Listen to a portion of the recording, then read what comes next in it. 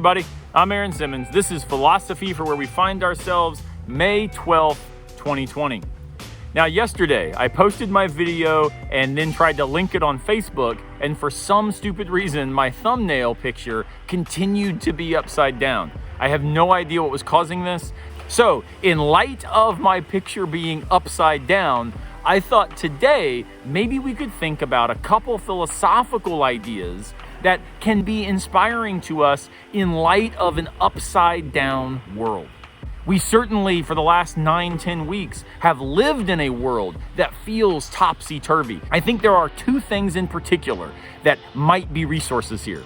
The first is Friedrich Nietzsche's very interesting essay where he talks about how at long last the real world has become a myth.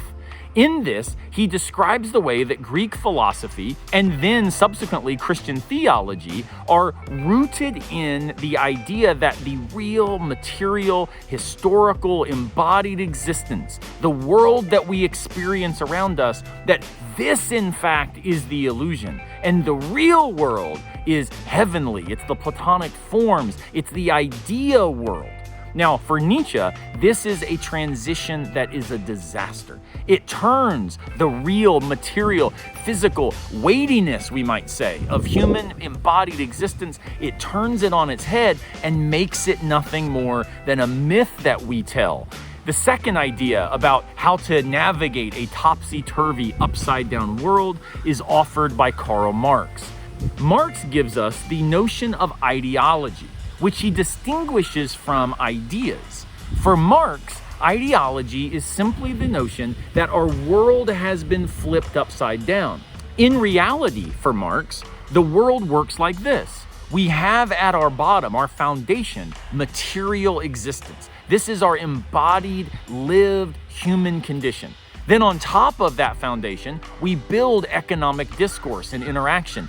This is where we have our social exchange functions that get instantiated in order to allow our material existence to move forward in productive social ways.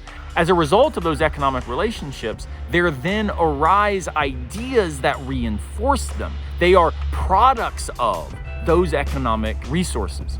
But in the realm of ideology, what happens is that whole picture flips upside down. And now we think that ideas are the foundation, and then the economic relationships, and then our material conception of who we are emerge as the outcome.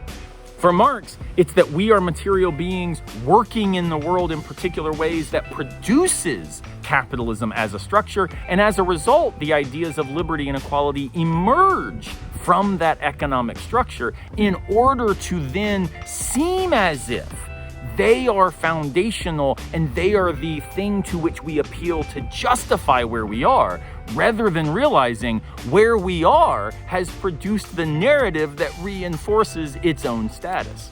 You don't have to agree with Marx, you don't have to agree with Nietzsche, but it's important for all of us to recognize that when things get topsy-turvy, it's an opportunity for us to interrogate the way we assume the normal world is. And when we then inherit a world that turns upside down, we actually find ourselves able to see things the way that they are. Maybe now, in this strange moment, we can begin to contest what has always been normal and invite ourselves to envision a new normal. Pay attention at those moments where the world seems upside down. Maybe we begin to see things as they could be right side up. Thanks so much for thinking with me. I'll see you tomorrow, unless a piano falls on our heads.